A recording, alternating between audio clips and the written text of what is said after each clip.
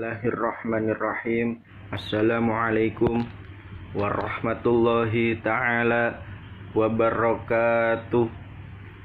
Alhamdulillahi wassalatu wassalamu ala rasulillah wa ala alihi wa sahbihi wa mawalah. Amma ba'du. Yang pertama-tama yang kami hormati Ibu dosen pembimbing mata kuliah psikologi, Ibu Hajjah Ratu Suntiah. Semoga selalu disenantiasakan diberi kesehatan dan kesabaran dalam mendidik kita semua. Sholawat bermahkotakan salam marilah kita haturkan atas keharibaan alam, revolusioner Islam, pendobrak pintu kebatilan lagi kezoliman, baginda kita Nabi besar Nabi Muhammad sallallahu alaihi wasallam, alladzi qad hamalan nasa minaz zulumati ilan nur aw minad dhalalati ilal huda. Jadi di sini kami dari kelompok 8 insyaallah akan mempresentasikan karya kami tentang psikologi belajar, yakni tentang tema model-model pembelajaran. Di sini kami beranggotakan 3 orang. Yang pertama saya sendiri Muhammad Rizky Dianwari. Yang kedua ada rekan saya Muhammad Hasan. Yang ketiga ada saudari Salsabila. Nah, untuk mempersingkat waktu, marilah saya buka persentase ini dengan membaca lafaz Bismillahirrahmanirrahim. Lanjut tentang PPT yang pertama, slide kedua dan ketiga yang telah tercantum di atas ya. Ada pengertian model-model pembelajaran. Nah, model-model pembelajaran ini adalah kerangka kerja yang memberikan gambaran sistematis untuk melaksanakan pembelajaran agar membantu sistem pembelajaran kita, membantu metode-metode pembelajaran kita, memudahkan pembelajaran kita dalam menuntut ilmu. Nah, jadi ada tujuan tertentunya juga yang ingin kita capai jika menggunakan model-model pembelajaran dan juga metode-metode pembelajaran. Nah, pasti kita akan ingin mencapai hasil-hasil yang memuaskan, ilmu-ilmu yang berkah gitu, ilmu-ilmu yang kita pengen kita capai. Nah, kita harus memiliki metode-metode dan model-model belajar. Nah, artinya model pembelajaran itu merupakan gambaran umum, namun tetap mengecut pada tujuan khusus. Nah, selanjutnya di slide yang ketiga ada macam-macam model pembelajaran. Jadi pada slide yang ketiga di atas ini ada macam-macam model pembelajaran. Nah, yang pertama ada beberapa macam sih model-model pembelajaran itu. Yang pertama model pembelajaran langsung. Jadi kita tuh belajar langsung, bertatap muka dengan ada gurunya, tatap muka lah pokoknya. Nah, itu termasuk kita kayak sorogan gitu, ngaji Quran ke guru. Itu kita langsung berinteraksi dengan guru.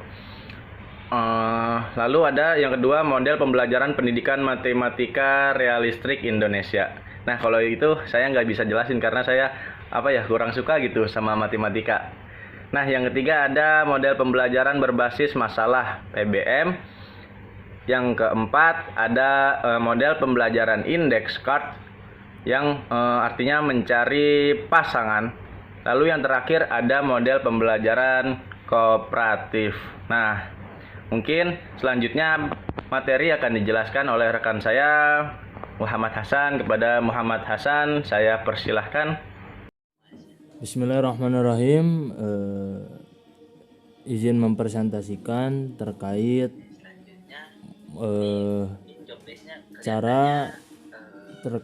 cara mengaplikasikan model pembelajaran yang model pembelajaran langsung. Yang pertama, cara mengaplikasikannya yaitu menyampaikan tujuan. Jadi apa yang ditujuankan disampaikan. Yang kedua, menyiapkan pelajarnya yaitu siswanya.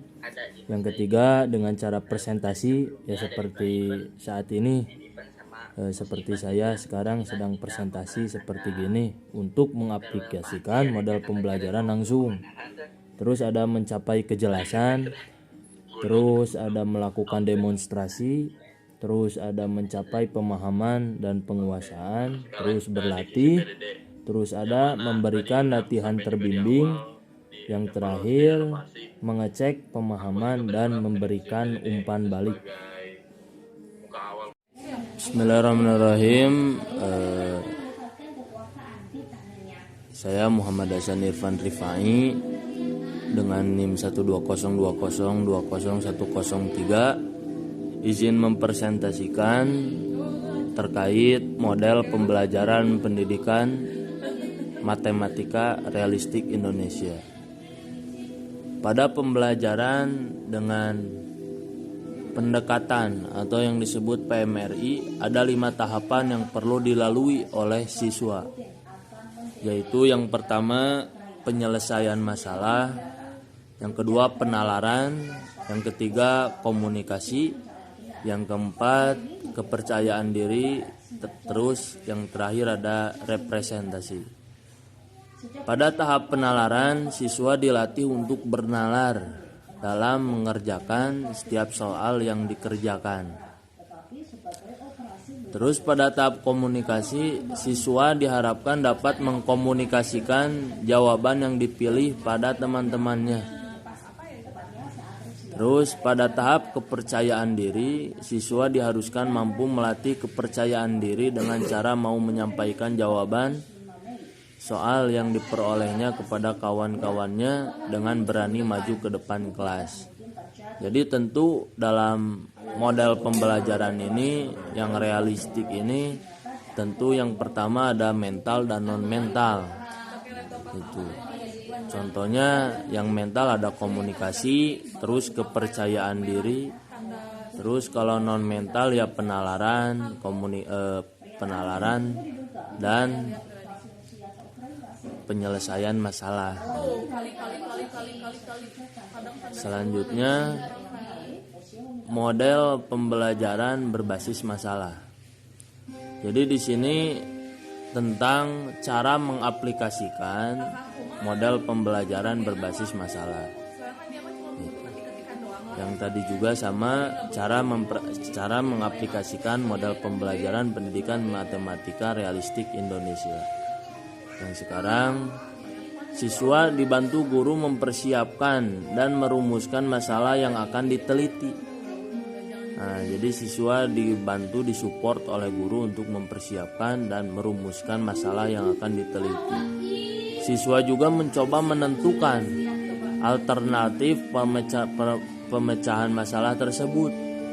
Siswa mengumpulkan informasi sesuai alternatif permasalahan yang telah ditentukan. Siswa membuat simpulan, siswa mempresentasikan simpulan tersebut. Dengan cara tersebut diharapkan anak-anak didik untuk berpikir dan bekerja sesuai dengan prinsip-prinsip ilmiah. Metode ini lebih tepat digunakan di kelas tinggi. Selanjutnya ada model pembelajaran index card match. Peneliti membuat potongan kartu jumlah siswa dalam kelas dan kartu tersebut dibagi menjadi 2 kelompok. Peneliti menulis pertanyaan tentang materi yang telah diberikan sebelumnya yang telah dipersiapkan. Setiap kartu 1 pertanyaan dan jawaban. Kocok semua kartu sehingga akan tercampur antara soal dan jawaban. Nah, ini seperti model pembelajaran, ada gamesnya, ada permainannya, sehingga dapat menjadi siswa terhibur, tidak membuat jenuh. Yang terakhir ada model pembelajaran kontekstual. Langkah-langkah pembelajaran. Oke, bismillahirrahmanirrahim. Perkenalkan, saya Salsabila Aminatur Raisa. Di sini saya akan melanjutkan pembahasan tentang cara mengaplikasikan model pembelajaran poin kelima, yaitu model pembelajaran konstekstual. Nah, untuk model pembelajaran cara mengaplikasikan model pembelajaran kontekstual ini ada 7 tahapan.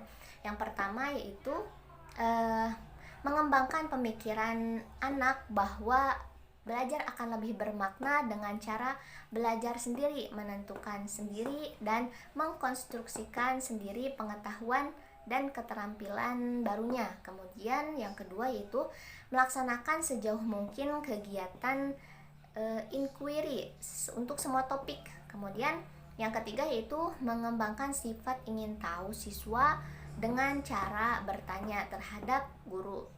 Kemudian yang keempat yaitu menciptakan masyarakat belajar. Nah, yang kelima untuk selanjutnya yaitu menghadirkan model sebagai contoh belajar, bisa berupa gambar ataupun alat gerak lainnya. Kemudian yang keenam yaitu melakukan refleksi di akhir pertemuan. Kemudian yang ketujuh yaitu melakukan penilaian yang sebenarnya dengan berbagai cara. Bisa itu dilakukan dengan cara ujian tulis ataupun tulisan, guru bertanya kepada muridnya ataupun murid bertanya kepada gurunya. Nah, kemudian untuk selanjutnya yaitu cara mengaplikasikan model pembelajaran kooperatif. Sebelumnya kita harus mengetahui apa itu kooperatif. Nah, secara etimologi kooperatif itu berarti kooperal yang artinya kerjasama. Dalam artian kooperatif di sini adalah sikap menunjukkan kerjasama, tidak melakukan penentangan terhadap suatu individu, adalah sikap menunjukkan kerjasama, tidak melakukan penentangan terhadap suatu individu ataupun golongan lainnya atau kelompok lainnya. Nah, di sini Ibrahim mengemukakan langkah-langkah model pembelajaran kooperatif yang terdiri atas 6 langkah, yaitu untuk yang pertama menyampaikan tujuan dan memotivasi siswa. Nah, langkah memotivasi siswa di sini yaitu untuk meningkatkan keinginan siswa untuk belajar. Kemudian menyajikan informasi. Menyajikan informasi ini bisa berupa memberikan sebuah bacaan-bacaan ataupun mendengarkan sebuah berita dari radio ataupun yang lain sebagainya. Kemudian yang ketiga yaitu mengorganisasikan siswa ke dalam kelompok-kelompok belajar.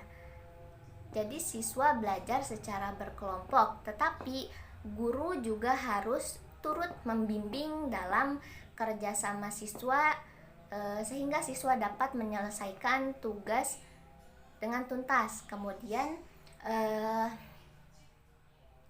membimbing kelompok bekerja dan belajar. Nah, yang tadi guru ikut serta untuk terjun membimbingnya.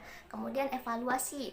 Evaluasi di sini bisa berupa tanya jawab ataupun mengerjakan soal-soal.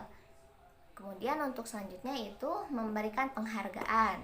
Nah, memberikan penghargaan di sini bisa berupa menyampaikan memberikan suatu pujian terhadap siswa yang bisa menjawab suatu pertanyaan ataupun terhadap siswa yang belum mampu menjawab pertanyaan-pertanyaan yang diberikan oleh gurunya.